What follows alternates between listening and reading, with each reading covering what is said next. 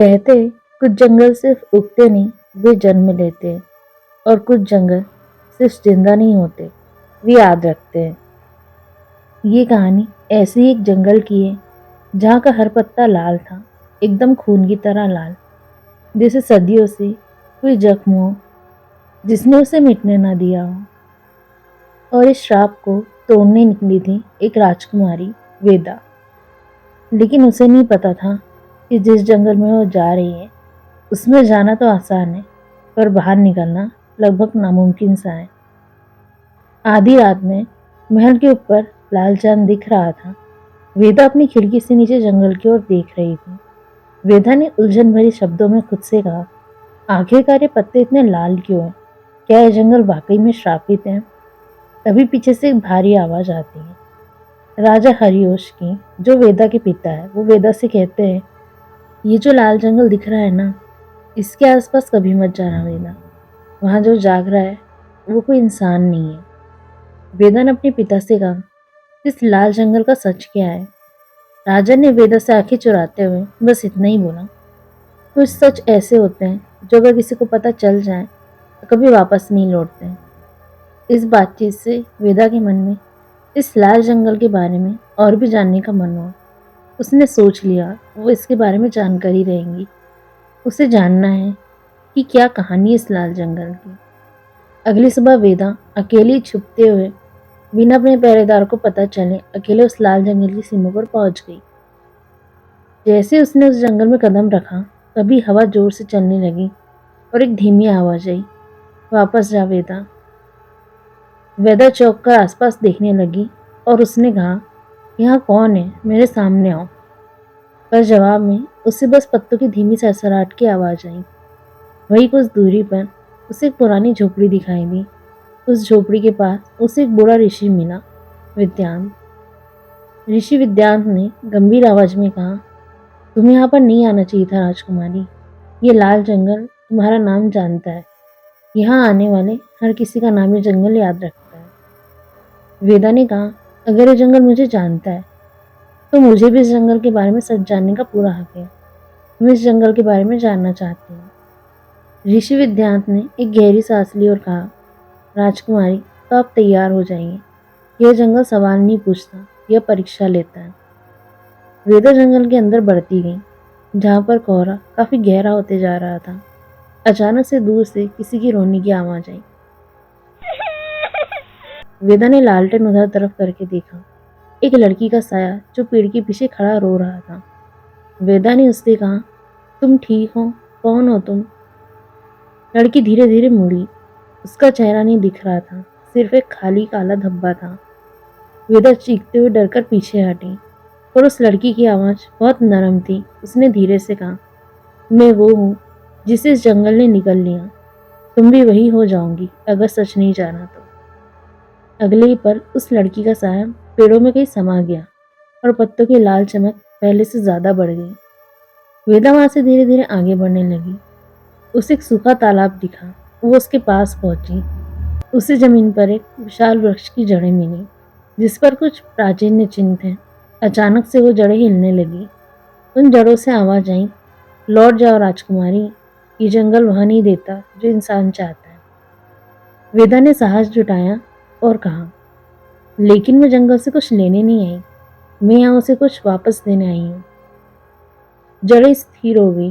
फिर जड़ों ने कहा, तो फिर जंगल तुम्हारी परीक्षा लेगा। 3 परीक्षाएं होंगी तुम्हारी। क्या तुम इसके लिए तैयार हो राजकुमारी? वेदा ने कहा, बताओ मुझे क्या करना होगा। वेदा को एक पुराने पत्थर के कुएं के सामने ले जाया गया। अंदर कुएं में सिर्फ अंधेरा था, इतना गहरा कि लालटेन भी हार मान गई। वेदा ने कहा, क्या मुझे इसमें उतरना होगा? तभी पीछे से ऋषि विद्यांत की आवाज आई और उन्होंने कहा, जो अंधेरा अपने भीतर के अंधेरे को नहीं देख सकता, वह जंगल का अंधेरा नहीं समझ सकता। वेदा रस्सी पकड़कर धीरे धीरे नीचे उतरी। जैसे जैसे वह नीचे जा रही थी, अंधेरा उसके कानों में कुछ बोल रहा था, जैसे, तुम असफल हो जाओगी, तुम्हारे पिता ने हमें धोखा दिया है, तुम भी उतनी ही पापी हो। वेदा ये सब सुनकर कांप गई, लेकिन उसने अपनी आंखें बंद की और कहा, मैं कोई पापी नहीं हूँ, मैं यहाँ पर सच जानने आई हूँ।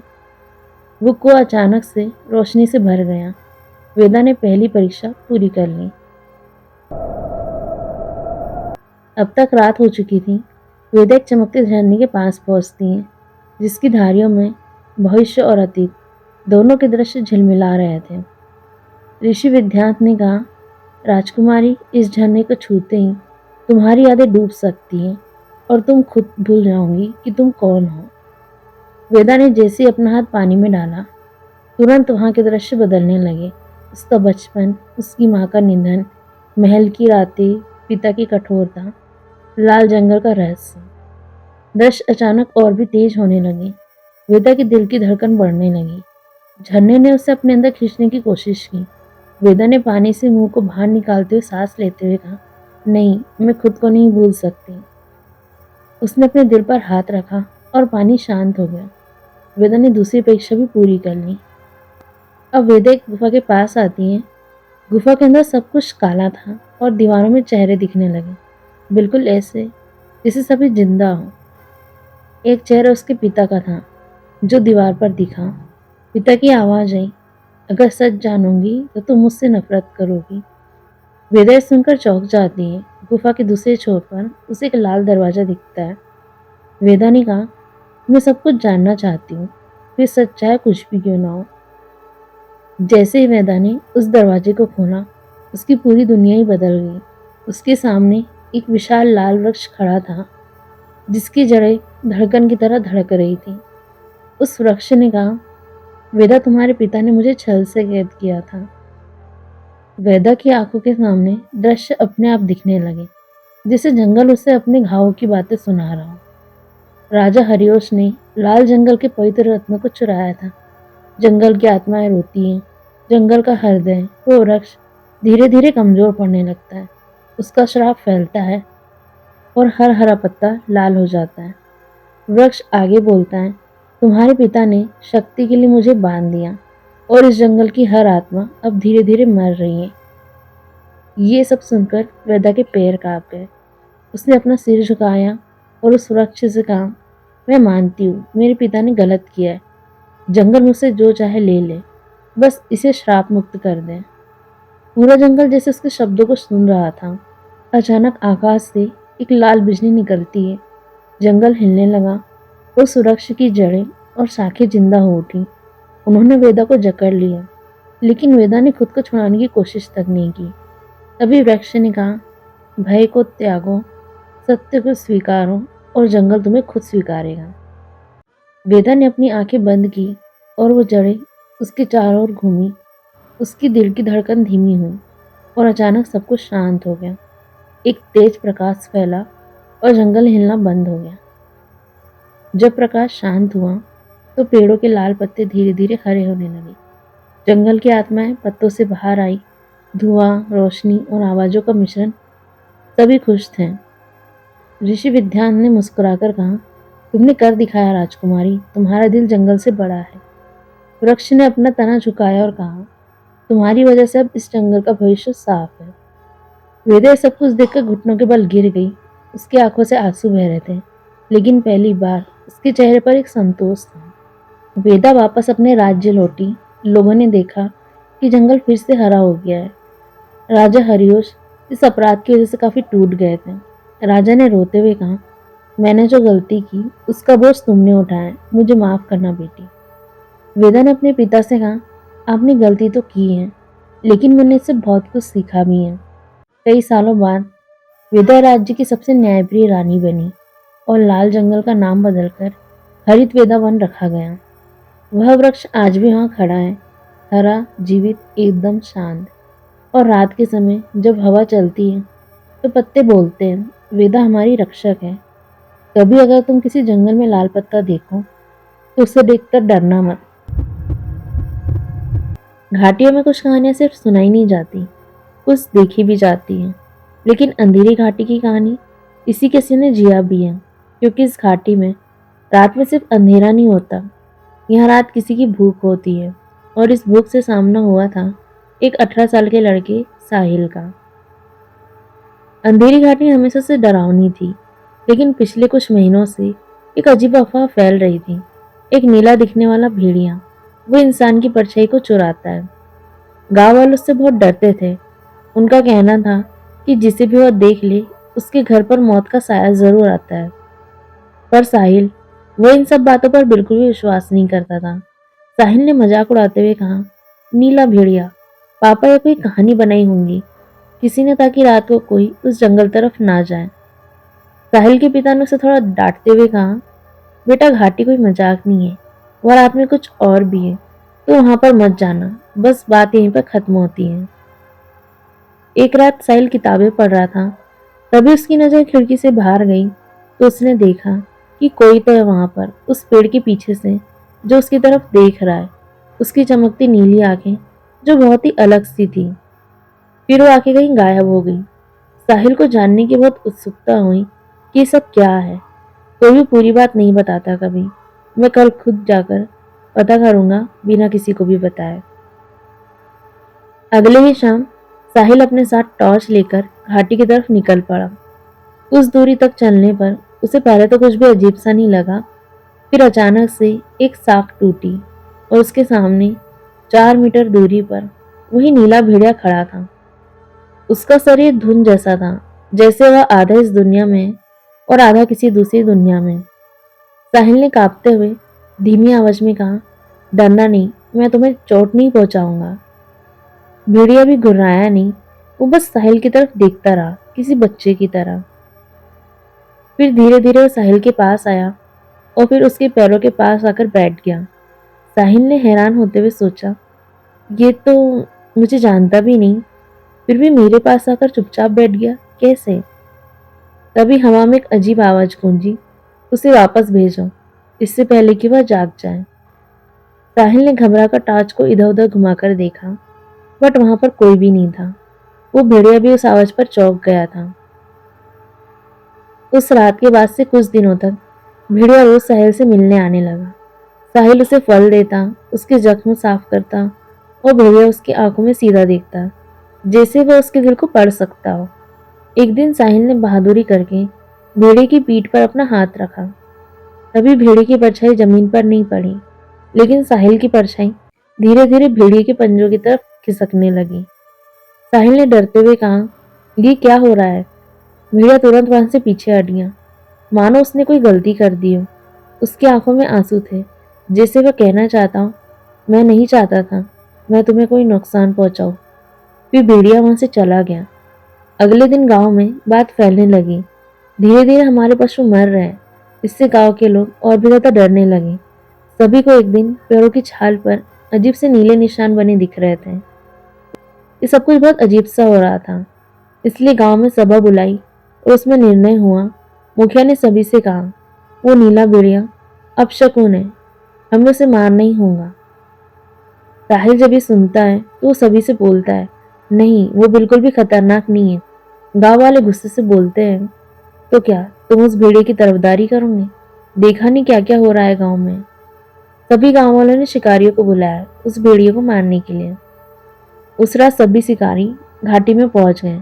भेड़िए ने दूर से ही उन्हें भाप लिया था। साहिल भी उनके पीछे पीछे भागकर चला गया। भेड़िया एक सुनसान टीले पर जाकर रुका।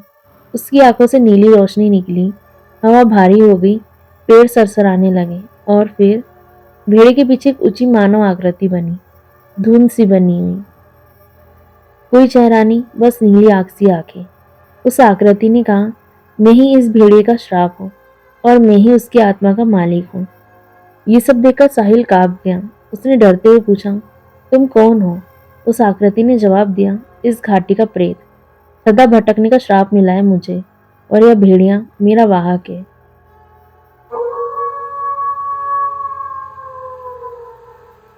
तभी भेड़िया दर्द से कराह उठा, जैसे इस प्रेत के नियंत्रण में रहकर थक चुका। तब इस पहाड़ी पर शिकारी भी आ गए थे। शिकारी के लीडर ने कहा, वो रहा भेड़िया, मारो इसे।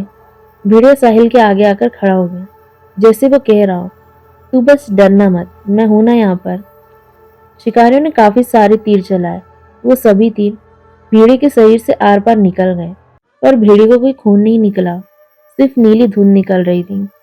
भेड़िया दर्द से चिल्लाया और वही चीख हवा को काटती हुई पूरी घाटी में गूंज गई। और फिर कुछ ऐसा हुआ जो किसी ने भी सोचा नहीं था।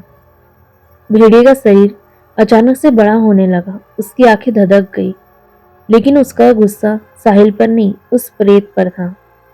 भेड़िए ने पहली बार प्रेत पर झपट्टा मारा। चांद की रोशनी में चमकती नीली आंख फैल गई। प्रेत ने कहा, रुक जा, तू मेरा दास है। भेड़िए की आंखें गुस्से से भर गई, जैसे वो बोल रहा हूं, अब नहीं। साहिल समझ गया कि भेड़िया अब इस श्राप से खुद लड़ रहा है। दोनों के बीच झड़प बहुत भयंकर थी, जैसे धुंध पट रही हो, मानो हवा चीख रही हो। साहिल ने देखा, वो प्रेत भेड़िए की आत्मा को अपनी तरफ खींचने लगा है। साहिल ने चिल्लाकर कहा, नहीं, उसे छोड़ दो। साहिल बिना कुछ सोचे भेड़िए के पास दौड़ा। उसने भेड़िए के सिर को पकड़ लिया। उसी समय भेड़िए की वो नीली चमक साहिल की बाहों में फैल गई, जिससे भेड़िया उसे धन्यवाद कह रहा हो। भेड़िए ने अंतिम बार प्रेत पर झपट्टा मारा और दोनों एक गर्म नीली आग में बदल गए। एक भयानक विस्फोट हुआ और आसमान तक जाने वाली नीली रोशनी शांत हो गई। ये रोशनी सभी गांव वालों ने भी देखी थी। भेड़िया वहां से गायब हो गया था। सिर्फ एक छोटा नीला चमकता बीज मिला, जो साहिल के पैरों के पास पड़ा था। साहिल भेड़िए को याद करके रोने लगा, क्योंकि उसे भेड़िए से लगाव हो गया था। वो उसका एक मित्र बन गया था। अब घाटी पूरी तरह से शांत थी। शिकारी वहां से भाग चुके थे। प्रेत का भी कोई निशान नहीं था।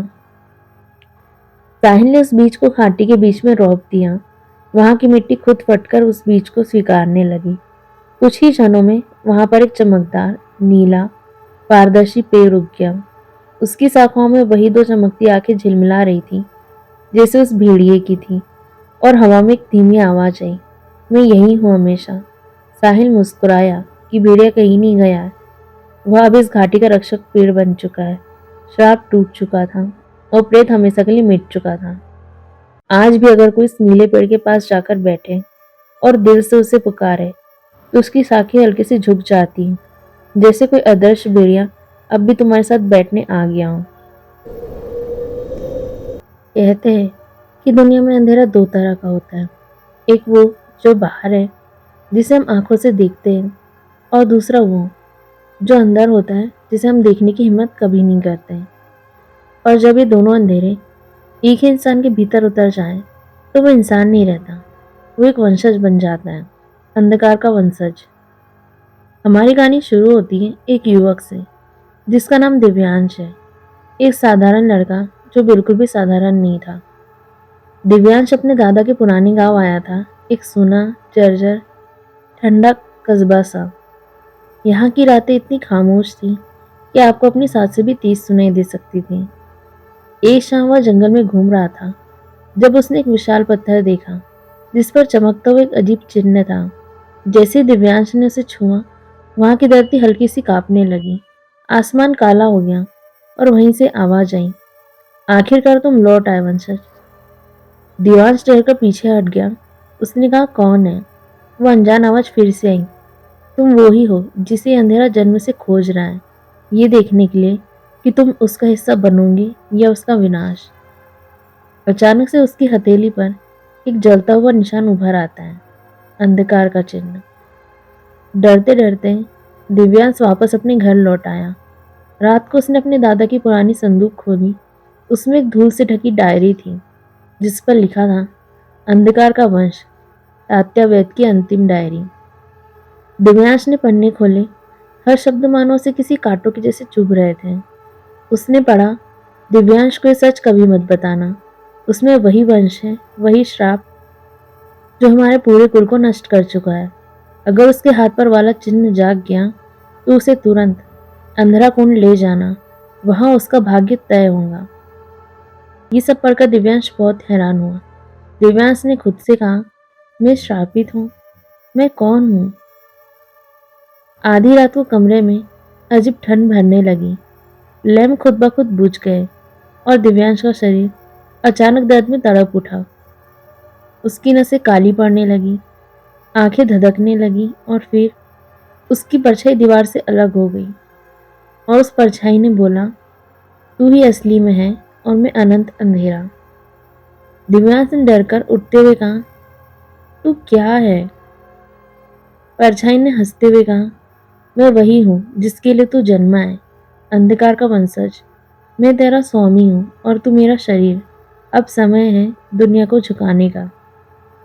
दिव्यांश ने जोर से चीख कर कहा, मैं किसी का गुलाम नहीं हूँ। परछाई ने लंबी सांस ली और कहा, अभी नहीं, लेकिन जल्द ही होगा। और कमरा फिर से सामान्य हो गया। दिव्यांश उठते ही अगली सुबह पहाड़ों की ओर निकल पड़ा, जहाँ अंधराकुंड नाम की जगह थी। एक ऐसा स्थान जिसे छूते ही आत्मा की परीक्षा शुरू हो जाती है। रास्ते में उसकी मुलाकात हुई एक रहस्यमय लड़की से, जिसका नाम तारा है। वो उससे ज्यादा जानती थी और उसे जितना पता था वो उसे उतना बताया करती थी। तारा ने दिव्यांश से कहा, दिव्यांश, तू अकेला नहीं है। तुझे जिस अंधेरे ने चुना है वो बहुत पुराना है, बहुत गहरा, और उसका अंत एक एक वंशज की मौत से होता है।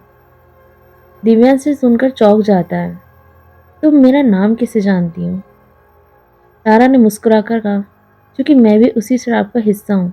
मेरी पीठ पर भी चिन्ह है, लेकिन मैं उससे लड़ रही हूँ और तू भी लड़ सकता है। जैसे जैसे दोनों पहाड़ों के करीब पहुंचने लगते हैं, वैसे वैसे वहां का मौसम बदलने लगता है। वहां की हवा भारी, आकाश में धुंधलापन, और पेड़ उल्टी दिशा में झूम रहे थे। तभी अचानक से धरती फटने जैसी आवाज आई और 3 काले योद्धा प्रकट हुए। अंध प्रहरी। उनके शरीर धुएं से बने थे, आंखें लाल अंगारों जैसी थी। पहले अंध प्रहरी ने बोला, तू आगे नहीं जा सकता। अंधेरा कुंड तेरे लिए नहीं है। वहां तेरा फैसला लिखा है और अंधेरा हारना नहीं चाहता। दूसरे अंध प्रहरी ने बोला, हमें तेरी परछाई ने भेजा है। वो तैयार है तेरा शरीर लेने के लिए। तारा ने दिव्यांश को पीछे करते हुए बोला, दिव्यांश, भागो यहाँ से। पर दिव्यांश वहां से भागा नहीं, वो वहीं पर रुका रहा। दिव्यांश ने गुस्से से कहा, मुझे कोई नहीं रोकेगा। और तभी लड़ाई शुरू हो जाती है। दिव्यांश ने पहली बार अपने हाथ से काली शक्ति निकलते देखी। एक उबलती चलती परछाई। उसका खुद पर कोई काबू नहीं था। तारा ने एक मंत्र पढ़ा और सफेद प्रकाश से दीवार बना दी। तारा ने दिव्यांश से कहा, दिव्यांश, उस शक्ति पर काबू करो। वो तेरा दुश्मन है, तेरा हथियार नहीं। लेकिन दिव्यांश की आंखें पूरी तरह काली होने लगी थी। उसके भीतर का अंधेरा उस पर हंस रहा था। उसी परछाई के अंदर से आवाज आई, हाँ, यही है तू, यही वंश है तेरा, इन्हें खत्म कर। ये सुनकर दिव्यांश फिर से कांप गया। दिव्यांश ने कहा, नहीं, मैं तुम्हारा कठपुतली नहीं हूं। दिव्यांश ने जोर से चीख मारकर सारी शक्तियों को पीछे धकेल दिया। अंध पैरी राख बनकर वहां से उड़ गए। रात होने तक दोनों अंधराकुंड पहुंच गए, एक विशाल गोल गड्ढा जो अंतहीन गहराई में जाता था। नीचे से ठंडी काली लपटें उठ रही थीं। दिव्यांश उसके पास गया तो गड्ढे में से आवाज आई, अंधकार की महासत्ता का वंशज, आजा, तेरा साम्राज्य तैयार है। तारा ने दिव्यांश से कहा, दिव्यांश, याद रखना, तू इंसान है। वो तुझे धोखा देगा। अगर तू कूद गया तो वापस नहीं आएगा। दिव्यांश काफी ज्यादा कांप रहा था। दिल 2 हिस्सों में बंट चुका था। तभी उसकी परछाई गड्ढे से बाहर चढ़कर आई। अब वह पूरी तरह जीवित है। उस परछाई ने कहा, दिव्यांश, तेरी जगह मेरे साथ है। तेरा शरीर मेरा है। तू बस गलती है। वंशज मैं हूं। और उस परछाई ने दिव्यांश को गड्ढे की ओर खींचना शुरू किया। ये युद्ध तलवारों का नहीं था, ये युद्ध पहचान का था। दिव्यांश अपने ही दूसरे रूप से लड़ रहा था। परछाई बहुत ताकतवर थी। उसके हर वार में अंधेरा था। दिव्यांश पीछे छूट रहा था। तारा ने रोते हुए दिव्यांश से कहा, तू परछाई से तब जीतेगा जब तू खुद को माफ करेगा। ये डर, ये गुस्सा, ये सब कुछ उसे शक्ति दे रहे। परछाई ने हंसते हुए कहा, हाँ वंशज, तू मुझे अपने डर से खिलाते आया है। मैं तू हूँ, तेरा अंधेरा। अगर तू मुझे मार दे तो तू भी मर जाएगा। सोच ले अब तू। दिव्यांश रुका और फिर उसने कहा, मैं तुझसे नहीं डरता। तू मेरा हिस्सा है, मेरा मालिक नहीं। परछाई कराई और उसका शरीर टूटने लगा। उसने कहा, अगर मैं नहीं तो तू भी नहीं। दिव्यांश ने अपनी पूरी हिम्मत जुटाई और उस परछाई को सीधे उस गड्ढे में ढकेल दिया। अंधेरे कुंड में से चीखने और गरजने की आवाज आई और फिर एकदम सब कुछ शांत हो गया। सुबह की पहली किरण पहाड़ की चोटी पर पड़ी। दिव्यांश उठा। वो जिंदा था और शांत था और उसकी हथेली पर अंधकार का चिन्ह गायब था। तारा ने मुस्कुराकर कहा, तू सफल हुआ। तूने अपने अंधकार को हराया। अब तू वंशज नहीं, एक मुक्त आत्मा है। दिव्यांश ने हवा में एक लंबी सांस ली। उसका मन काफी हल्का हो गया था। तभी उसे दूर से फिर से एक आवाज आई, उसी परछाई की। उस परछाई ने कहा, मैं गया नहीं, बस कुछ देर के लिए सो गया हूँ। कभी भी लौट सकता हूँ अगर तूने खुद को खोया तो। दिव्यांश ने मुस्कुराकर कहा, अब तो मुझे कभी नहीं पा सकेगा क्योंकि मैं अपने अंधेरे का मालिक हूँ। लोग कहते हैं कि अंधेरा बुरा होता है, लेकिन सच ये है कि अंधेरा हमें खत्म नहीं करता, हमें पूरा करता है। जब हम उसे स्वीकारते हैं, उस पर काबू पाते हैं, तभी हम अपनी असली पहचान पाते हैं। और दिव्यांश अब सिर्फ एक इंसान नहीं, एक मिसाल है, क्योंकि उसने अपने अंदर के अंधेरे को हराया, भागकर नहीं, लड़कर। घना, वीरान और सदियों से अनकहा, यह है काननपुर का जंगल। कुछ लोग कहते हैं कि रात में यहाँ के पेड़ सांसें लेते हैं और हवा में किसी की धीमी आवाजें सुनाई देती हैं। और कुछ वो लोग हैं जिन्होंने यहाँ का सच देखा है। उनका कहना है कि इस जंगल की सुरक्षा करने वाला इंसान नहीं, कुछ और ही है।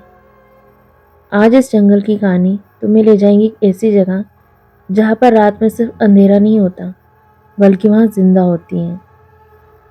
आरव एक युवा शोधकर्ता अकेले ही काननपुर जंगल में आया था। उसके पास सिर्फ एक बैग, कुछ किताबें और अजीब सी बेचैनी थी। आरव ने घबराते हुए कहा, यार ये जंगल इतना शांत क्यों है? कोई पक्षी भी आवाज नहीं कर रहा है। तभी अचानक से किसी की धीमी आवाज आई, वापस लौट जाओ। आरव ने टार्च घुमाकर देखा, आसपास कुछ भी नहीं दिखा। उसने बोला भी, कौन है वहां? एक हवा का झोंका आया। वो पेड़ों के पत्ते ऐसे हिलने लगे जैसे किसी ने उसे भी छुआ हो। आरव को थोड़ा डर सा लगने लगा। रात काफी गहरी हो चुकी थी। आरव एक उजड़ चुकी शिविर के पास में बैठा कुछ नोट्स लिख रहा था। तभी उसे दूर कुछ भारी सा गिरने की आवाज आई। आरव ने उस तरफ देखा। टॉर्च की रोशनी में उसे एक नीली हिलती हुई रोशनी दिखाई दी। आरव ने खुद से कहा, ये क्या है? कोई जानवर है या कुछ और? वो रोशनी धीरे धीरे जंगल के अंदर जा रही थी। आरव ने उस रोशनी का पीछा करना चालू किया। चलते चलते वह खुली जगह पर पहुंच गया। वह एक लड़की जैसी आकृति खड़ी थी। उसके बाल ऊपर की तरफ तैर रहे थे। उसकी आंखें तारों की जैसी चमक रही थी। उस आकृति ने धीमी आवाज में कहा, मनुष्य तुम यहाँ क्या कर रहे हो? मानो उसकी आवाज हवा में गूंज रही हो। आरव ये देखकर हक्का बक्का रह जाता है। उसने अटकते हुए कहा, तुम इंसान हो या क्या हो? उस आकृति ने जवाब दिया, मैं इस जंगल की आत्मा हूँ, मोरवी। मोरवी ने आगे कहा, काननपुर संकट में है और तुम्हें यहाँ पर बुलाया गया है। आरव ने आंखें बड़ी करते हुए कहा, मुझे? लेकिन क्यों? मोरवी ने बताया, क्योंकि वो जाग गया है, हजारों साल पुराना दैत्य जंगार। तभी किसी की गरजने की आवाज आती है। इसी जंगल में अचानक से सब पेड़ पौधे हिलने शुरू हो जाते हैं। आरव ने घबराकर कहा, ये सब क्या हो रहा है? मोरवी ने बताया, जंगार अपनी नींद से उठ रहा है और अगर वो पूरी तरह जाग गया तो जंगल ही नहीं, दुनिया के बाकी जंगल भी खत्म हो जाएंगे।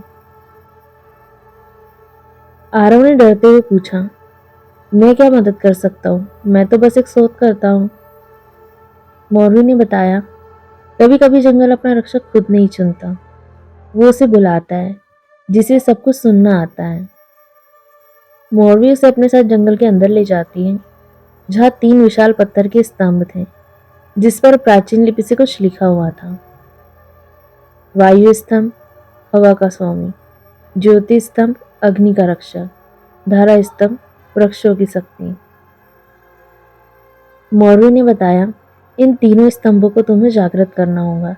हर स्तंभ तुम्हारी एक परीक्षा लेगा। तुम डरना मत। तो तुम तैयार हो? आरव थोड़ा सोचता है, फिर गहरी सांस लेते हुए बोलता है, हाँ मैं तैयार हूँ। मोरवी ने कहा, तो फिर जाओ पहले स्तंभ के पास में। आरव आगे बढ़ता है और पहली परीक्षा में वायु का स्तंभ हवा भर बनकर आरव पर टूट पड़ती है। पत्तों की वो नुकीले धारें उसकी त्वचा काट रही थी। वायु की आवाज गूंजती है। जो डर पर जीत पा लेता है, हवा उसका साथ देती है। आरव पहले थोड़ा लड़खड़ाता है, फिर गिरता है, लेकिन वो उठा और डटकर खड़ा रहता है। आरव ने चिल्लाकर कहा, मैं नहीं डरता। तभी वो स्तंभ चमक उठता है। उसने वायु स्तंभ को जागृत कर लिया था। आरव ने पहली परीक्षा पूरी कर ली थी। मौरवी ने आरव से कहा कि तुम डरो मत, तुम इन सारी परीक्षा को पास कर लोगे, मुझे पूरा यकीन है। आरव अब दूसरी परीक्षा की ओर बढ़ता है। अब दूसरी परीक्षा ज्योति स्तंभ की आग। आग की लपटें आरव के चारों ओर फैल गई थी। उसका रास्ता बंद कर दिया। आग की ज्योति ने गर्म भारी आवाज में कहा, जिसके दिल में कोई छल नहीं, ये आग उसे कभी नहीं जलाती। ये बात सुनकर आरव ने अपनी हथेली आगे बढ़ाई और आग की लपटें उसके हाथ को छूकर शांत हो गई, क्योंकि आरव के मन में कोई छल नहीं था और दूसरा स्तंभ भी जागृत हो जाता है। अब है तीसरी परीक्षा, धरा स्तंभ की जड़ें। जमीन से मोटी जीवित जड़ें निकली और आरव को पकड़ लिया। धरा ने धीमी आवाज में कहा, पेड़ इंसान को तभी स्वीकारते हैं जब वह उनसे कुछ नहीं चाहता। आरव समझ गया कि अब उसे क्या करना है, इसलिए उसने खुद को ढीला छोड़ दिया। कोई संघर्ष नहीं किया। ये देखता जड़ें पीछे हट गई और तीसरा स्तंभ भी चमक उठा। मतलब अब तीनों स्तंभ आरव ने जागृत कर लिए। तभी पूरा आकाश काला हो गया। सारे पेड़ एक दिशा में झुकने लगे, जमीन कांपने लगी और फिर एक भारी सी आवाज आई। अंधेरे जैसा काला विशाल छाया। जंगार जाग चुका था। वो जमीन से बाहर निकल रहा था। जंगार ने राक्षस वाली आवाज में कहा, इतने साल बाद आखिरकार मैं मुक्त हो ही गया। आरव ने कांपते हुए कहा, हे भगवान, ये कितना बड़ा है। लेकिन मौरवी नहीं डरी। उसने आरव से कहा, स्तंभों की शक्तियों का इस्तेमाल करो। तभी दोनों के बीच लड़ाई होती है। वायु स्तंभ की शक्तियां हवा तलवार की तरह दैत्य पर वार करने लगती है। ज्योति स्तंभ की शक्तियां आग का भंवर जंगार को चारों तरफ से घेरने लगती है और धारा स्तंभ की शक्तियां पूरी धरती से पेड़ उठे और उनकी जड़ें दैत्य को पकड़ने लगती हैं। लेकिन जंगार बहुत शक्तिशाली था। जंगार ने गरज कर कहा, ये जंगल मुझे नहीं रोक सकता। देखते ही देखते उसने हवा को पकड़ लिया, आग को निगल लिया और पेड़ों को तोड़ दिया। इसके बाद आरव जमीन पर गिर पड़ा। मोरवी आरव के सामने आके बोलती है, आरव, मेरे अंदर जो भी शक्तियां हैं, मुझे उसे तुम्हें देना ही होगा, नहीं तो सब कुछ खत्म हो जाएगा। बस तुम हिम्मत मत हारना, यही मेरा अंत है। आरव ने दुखी होते हुए कहा, नहीं ऐसा मत करो तुम। मोरवी ने कहा, जंगल को एक रक्षक चाहिए और अब तुम वो रक्षक हो। मोरवी चमकदार रोशनी बनकर आरव के शरीर में समा जाती है। फिर आरव की आंखें भी नीली चमकने लगती हैं, जैसे पूरा जंगल उसके अंदर समा गया। अब हवा, आग और धरती तीनों आरव की मुट्ठी में थे। आरव ने गुस्से में चिल्लाते हुए कहा, जंगार, ये जंगल तेरी कैद नहीं, तेरा अंत है। आरव ने धरती उठाकर जंगार को गिराया। हवा ने कसकर उसे जकड़ लिया और आग ने उसके चारों ओर चक्र बना दिया।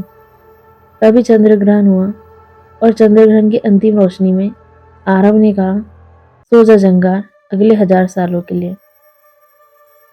जंगार चीखता हुआ अंधकार में कहीं विलीन हो गया। तभी सूरज निकला। पेड़ों की सभी चोटें भरने लगी। जानवर को अपनी आवाजें वापस मिल गई थी। आरव वहां पर अकेला खड़ा था, पर अब वहां अकेला नहीं था। अब वहां की हवा उसे पहचान रही थी। पेड़ उसके सामने झुक रहे थे और जंगल उसे स्वीकार कर चुका था। आरव ने धीरे से कहा, मोरवी धन्यवाद, अब से मैं इस जंगल की रक्षा करूंगा। और इस तरह काननपुर के नए रक्षक ने जन्म लिया, एक इंसान जो अब इंसान नहीं, जंगल की आत्मा का हिस्सा बन चुका था। अगर कभी रात के समय काननपुर के जंगल से हवा गुनगुनाती हुई गुजरे और पेड़ हल्के से झुक जाए, तो समझ लेना जंगल तुम्हें देख रहा है और उसका रक्षक कहीं आसपास ही है।